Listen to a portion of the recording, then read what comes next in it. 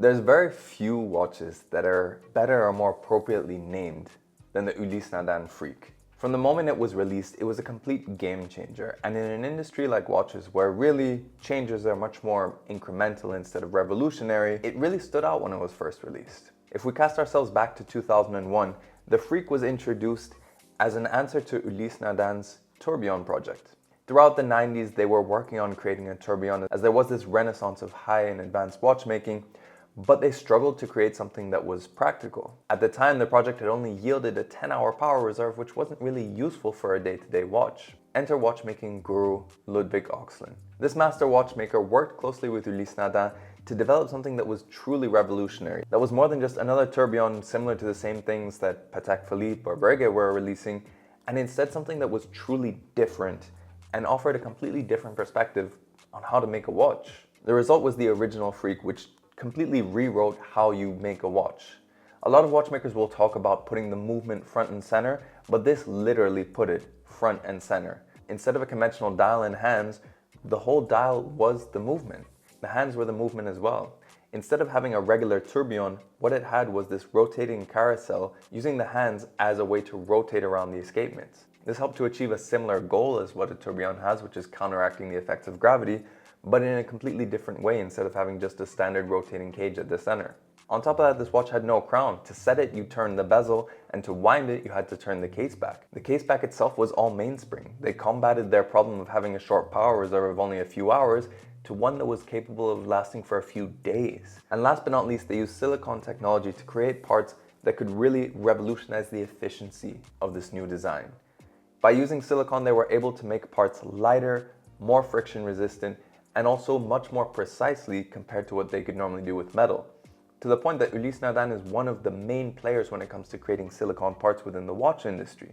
But of course, something like that, especially being a tourbillon competitor, was insanely expensive and not something that every watch lover could get. But if we fast forward to 2019, Ulysse Nardin democratized the Freak.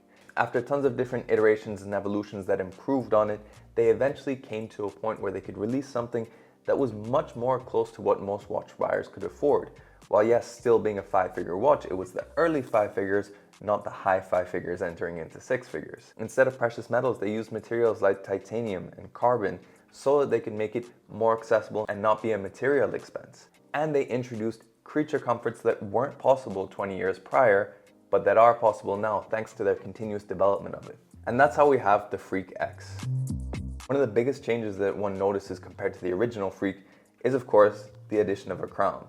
This watch can be set like a conventional watch. It's no longer restricted to the original way that it was set, which was using the bezel and using a bezel lock.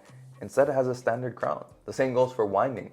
When you turn it around, this watch is now an automatic. Again, bringing the practicality and reducing the complexity to a point where it doesn't lose any of its charm, but it's much more practical and accessible. But the main things that made the Freak really stand out are still very much there.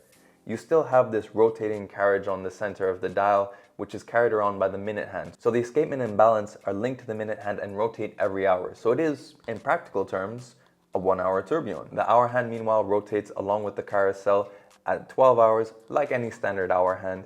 However, the display is much easier to read than some of the originals without losing any of the magic that came when looking at a Freak. Anyone looking at this dial will see that it is something different.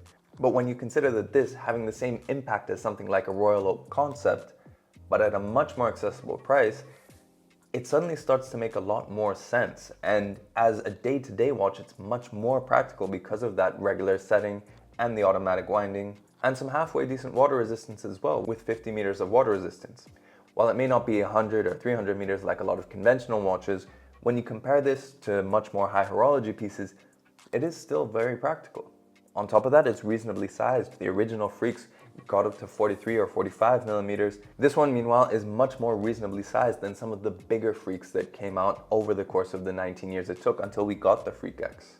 And it doesn't really lose any of the charm or the attention to detail either.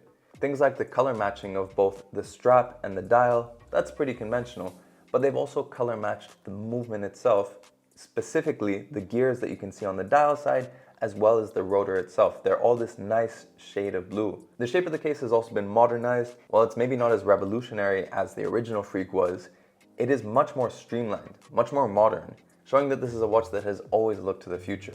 And just anytime you look at the time, it is only a time-only watch after all, but it makes it an event, much more than just a conventional skeletonized watch or a conventional tourbillon.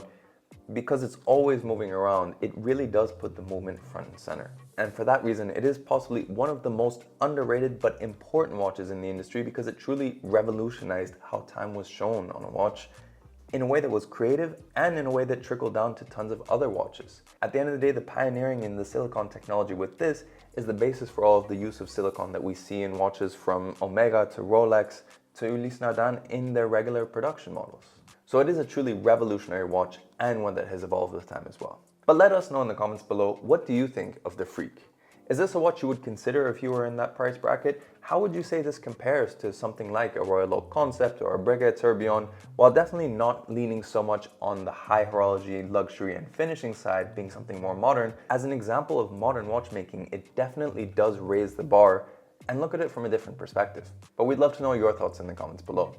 Of course, if you like this video, then make sure you like it and share it. If you want to see more videos about watches, then make sure you subscribe to the channel and hit that notification bell as well so you know when the next video comes out.